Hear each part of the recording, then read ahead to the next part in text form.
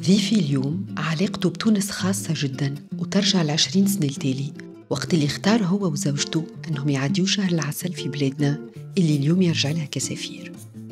هو السيد فرناندو أبريو، سفير البرازيل بتونس، وزوجته السيدة أنا كريستينا هولي. استقبلوني بكل حفاوة في مقر إقامتهم بالعاصمة. قبل ما نبدأ حوارنا اقترحوا علي نعمل جولة في حديقة منزلهم. جلبت انتباهي شجرة باباي زرعها السيد خوسيه عنده توا عامين، جلب بذورها من البرازيل، أما نبتت تحت شمس تونس وفي تربتها.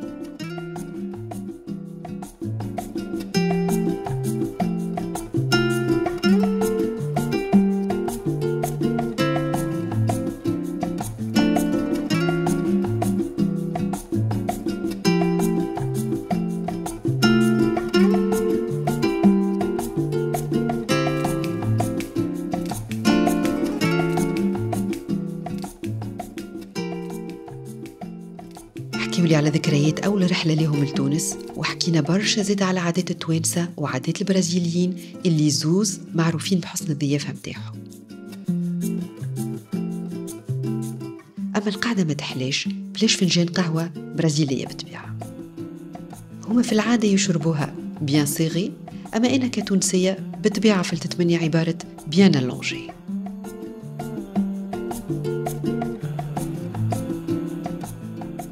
هذا بومبوكادو مخدوم بجوز الهند وفيه شوية جبن من الداخل. هذا الباوجي كيجو اختصاص برازيلي طايب بنشي وجبن بالأساس. الزوز بنين برشا، حضرتهم بكل كرم السيدة أنا كريستينا كلفتة للمطبخ البرازيلي، وهذه هي الدبلوماسية عبر المطبخ اللي هي جزء من الدبلوماسية الثقافية وتعتبر أداة فعالة لتقريب الشعوب. Votre Excellence, Monsieur Fernando Abreu, ambassadeur du Brésil en Tunisie, bonjour. Bonjour, c'est un plaisir de vous recevoir ici. Justement, merci beaucoup. Je sais que vous êtes occupé ces jours-ci par les préparatifs pour accueillir une mission économique brésilienne. Je n'ai pas la date exacte, mais je sais que c'est dans quelques jours, fin mai. Si vous nous parliez justement un petit peu de cette mission économique. Oui, tout à fait. On doit recevoir une mission commerciale la plus importante dans les dernières années, qui vient non seulement en Tunisie, mais vient en Algérie, au Maroc. Ils arrivent le 28, on va avoir un séminaire et rendez-vous d'affaires le 29. Et puis le 30, c'est prévu pour des visites techniques dans le lieu où les compagnies doivent identifier comme les plus importants. On a l'appui du ministère du Commerce. Le ministre a déjà confirmé sa participation au séminaire. Et aussi l'UTICA. Le président Majoul est très enveloppé dans cette activité-là. Et il doit aussi participer dans le séminaire. Et l'appui d'UTICA, c'est très important pour identifier le partenaire tunisien et pour appuyer tous les contacts parmi les différents intéressés. Je voulais dire que notre commerce est environ 500 millions de dollars par an. Ça a beaucoup augmenté par rapport à 23. En 24, on a eu une croissance d'environ 15%. C'est déjà très bien. Oui. C'est un commerce très stable, très dynamique, mais concentré sur des produits de base brésilienne. En principe, soya, du sucre, café, de la viande, quelques matériaux pour l'industrie automobile et pharmaceutique aussi. Il y a aussi un intérêt d'Embraer, la compagnie brésilienne aéronautique, très importante, c'est la 3e au monde aujourd'hui, pour la restructuration des Tunisiens. Ils sont déjà en contact. D'accord. Il y a quelques directeurs qui doivent venir qu'on parte de la mission. Et on attend encore la confirmation du ministre du Transport, mais en principe, je pense que il y a un bon avenir dans ce domaine-là. Pour la balance commerciale, c'est plutôt favorable au Brésil. Il y a une exportation tunisienne d'huile d'olive, très bonne qualité, très appréciée au Brésil. Les efforts tunisiens dans les deux dernières années ont eu des résultats. Il y a eu une augmentation de plus de 20% pour l'huile d'olive Et le Brésil a décidé, c'est pas une décision spécifique pour la Tunisie, mais de réduire la tarif à 0%. L'huile d'olive, ça, comme ça, facilite la compétition.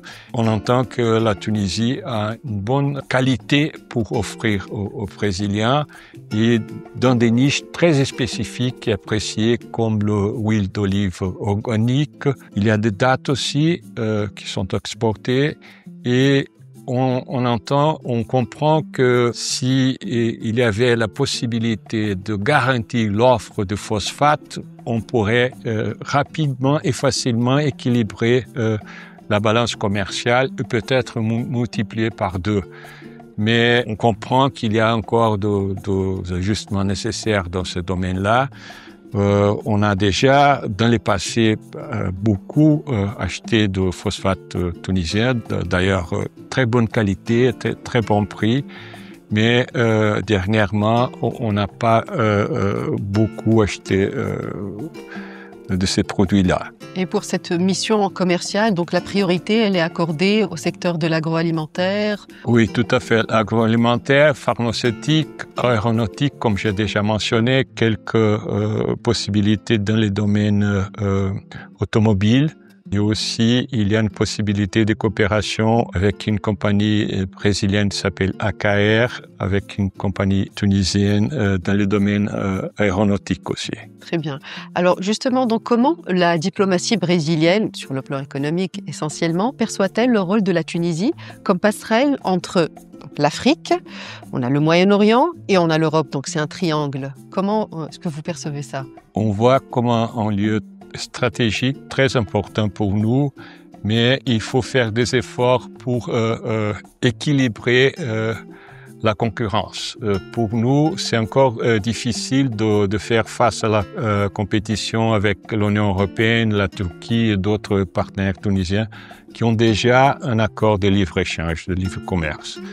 Et pour nous, on a déjà proposé en 2016 initier la négociation d'un accord qui, dans le cas brésilien, doit être fait avec les pays du Mercosur, l'Argentine, le Paraguay, l'Uruguay et la Bolivie qui a rejoint le groupe tout récemment. C'est une négociation en groupe. J'ai rencontré le ministre du Commerce tunisien le 17 avril dernier. Il m'a dit qu'après une période de réflexion, ils ont décidé de reprendre la négociation avec le Mercosur pour cet accord-là. Et je pense que ce serait un pas très important pour équilibrer les conditions de concurrence avec d'autres partenaires tunisiens. Parfait. Alors, donc, le monde, il est en train de bouger à une grande vitesse. Donc, il y a des tensions géopolitiques un peu partout, des enjeux environnementaux. Comment, donc, le Brésil et la Tunisie peuvent-ils collaborer et coopérer dans le cadre des institutions et des instances internationales, peut-être pour défendre des enjeux communs ou complémentaires? Je pense que le Brésil ainsi que la Tunisie a un passé historique très favorable en prenant pour la paix, la stabilité, les dialogues, les renforts du système multilatéral. Et ça, c'est important. Mais c'est pas qu'on doit rester seulement dans les domaines rhétoriques. Il faut faire des efforts. Et on a eu, par exemple, la visite du ministre Nabil Amar au Brésil l'année dernière.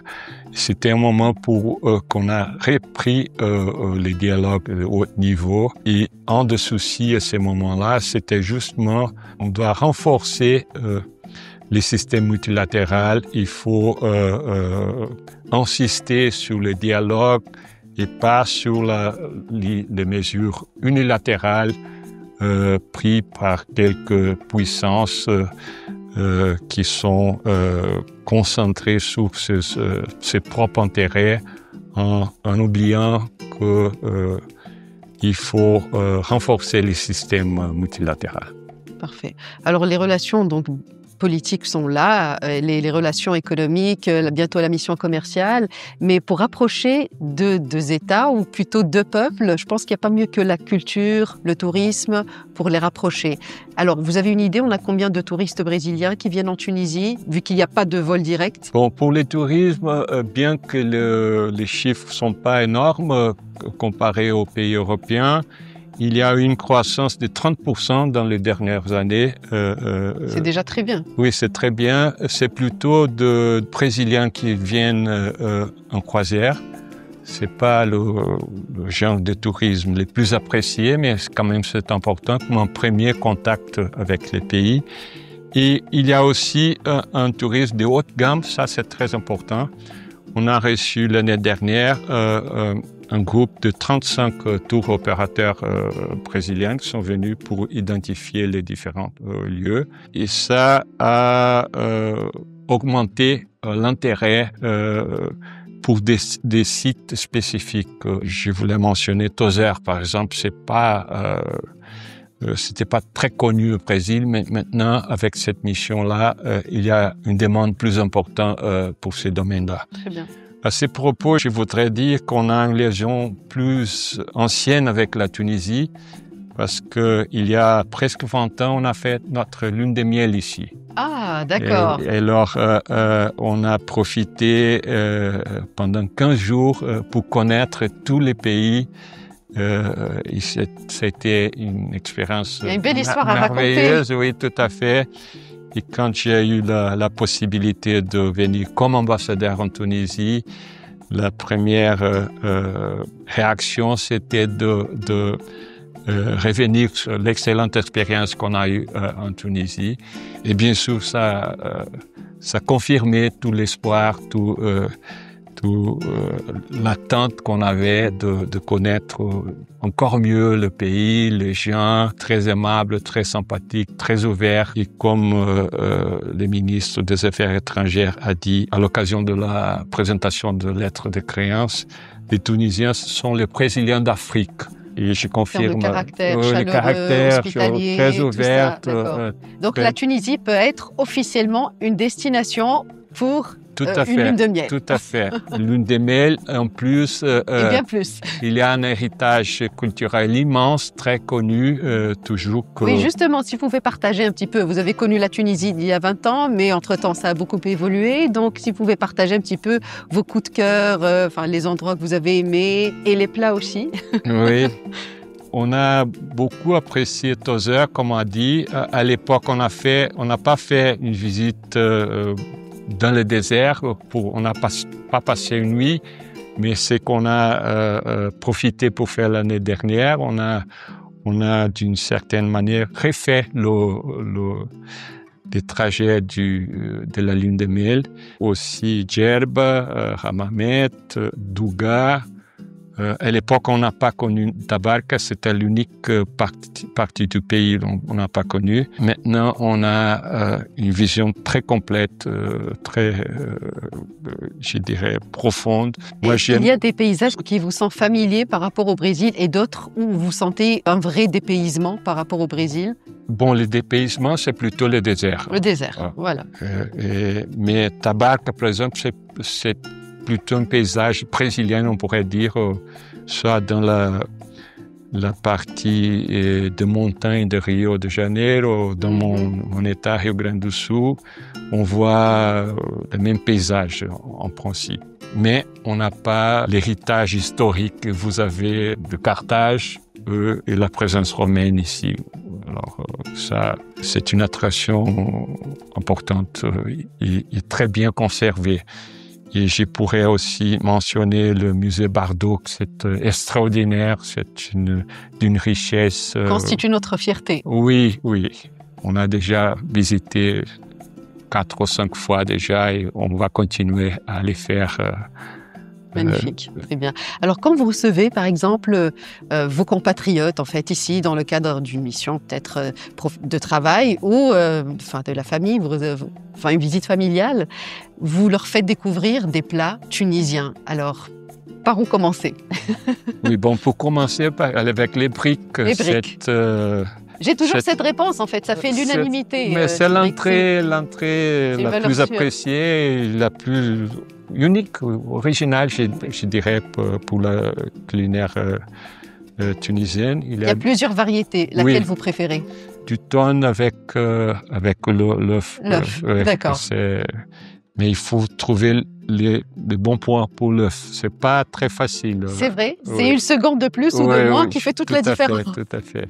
Très bien. Donc, on a les briques pour l'entrée. Oui, ensuite, la salade tunisienne, c'est relativement simple, mais aussi il faut trouver les bons points de mélange. Le dosage aussi. Oui, le dosage.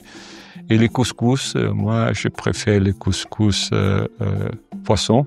On a une bonne culture de poisson ici en Tunisie. Oui, tout à fait. Contrairement au Brésil, vous êtes plutôt porté sur les viandes, Oui, mais plus récemment, on a évolué aussi. Ça a changé. On a ouvert la demande, l'intérêt gastronomique brésilien vers le fruit du mer, les poissons. Et on mange ici au moins 2 fois par semaine de fruits de mer et de poissons. D'accord. Oui, le comportement évolue aussi en fonction des goûts, des cultures. Oui. Et je voulais aussi mentionner la qualité exceptionnelle des fruits tunisiennes. Et les fruits de station sont magnifiques et je pense que c'est un atout pour ceux qui vivent ici qu'on doit bien profiter. C'est pas partout qu'on trouve des fruits de très bonne qualité. Très bien. Et entre-temps, bien sûr, vous avez été en contact, vous avez sillonné la Tunisie dans le cadre de votre mission ou avec votre épouse. Donc, vous avez été en contact avec la population locale dans différentes régions de la Tunisie. Donc, peut-être, je sais pas, peut-être une anecdote. Je sais pas. Si vous pouvez partager quelque chose avec moi. Comme j'ai dit, depuis la première fois, c'est un pays avec un peuple très ouvert, très sympathique, prêt à aider quand on demande des choses simples et un sentiment très genuin par rapport au Brésil. Quand on mentionne que nous sommes brésiliens, c'est un atout, je dirais, de l'image brésilienne parmi les Tunisiens, aidé bien sûr par la musique d'un côté et par le football de l'autre. Il y a 2 joueurs brésiliens qui sont à l'Espérance. Ils ont gagné pour la 2e fois le championnat. Alors, c'est aussi un soft power, comme on dit, brésilien qui nous aide dans notre travail quotidien. Très bien. Donc, peut-être des actions culturelles futures. Vous êtes en train de travailler peut-être dessus pour approcher peut-être du cinéma, du théâtre. Bon, pour le cinéma, je voulais aussi mentionner que le Brésil a reçu le prix de meilleur film étranger, le Oscar cette année. Je suis encore ici, ainda estou aqui. C'est un film avec un fond historique pendant la période de répression dans la dictature militaire et la résistance d'une famille qui a affronté le régime militaire. Et c'est un directeur très connu et très apprécié, Walter Salles Jr.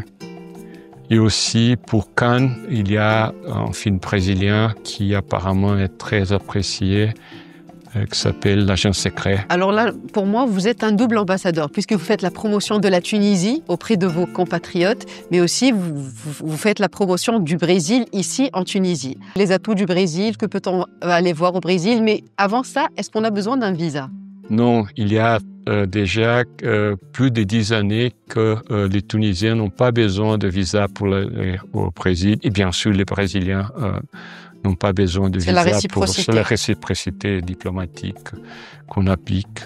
Aussi, le nombre de Tunisiens augmente relativement. C'est un chiffre, comme les Brésiliens, relativement réduit par rapport au tourisme. Mais le Brésil a toute une gamme d'options parce que c'est un pays continental. On a l'Amazonie, on a Rio de Janeiro, c'est très très connu. Il y a les chutes d'Iguaçu aussi. C'est un volume d'eau impressionnant. Et pour un pays relativement aride, sec comme la Tunisie, je pense que ça intéresse, ça impressionne. Il y a aussi Bahia avec toute une tradition culturelle, une présence africaine très forte, historique, avec une gastronomie spécifique aussi. Et on a de très belles plages. On fait une bonne concurrence avec les plages tunisiennes. Et comme j'ai dit, c'est un pays continental. On a presque toutes les options. Bien sûr, on n'a pas de neige, on n'a pas de montagnes. Mais pour le reste... Donc il y a nature, gastronomie, oui, gastronomie. Et le facteur humain, je pense, qui est important. Je pense, oui. Et très proche aux Tunisiens. Je suis sûr que les Tunisiens, comme les Brésiliens en Tunisie, se sentent à l'aise chez eux au Brésil. D'accord. Faudra travailler des deux côtés, justement, sur cette coopération culturelle. Peut-être le mot de la fin, peut-être que vous pouvez adresser un message à vos compatriotes pour les inviter à visiter la Tunisie. Bom, eu queria reforçar a possibilidade de conhecer o riquíssimo patrimônio histórico, cultural, gastronômico e de simpatia que o povo tunisiano tem a oferecer. E eu tenho certeza que os brasileiros que vierem à Tunísia terão o reforço das minhas palavras e não se decepcionarão, terão a satisfação de conhecer um país belo, diverso, interessante e que certamente, como nós, retornarão à Tunísia. Merci beaucoup.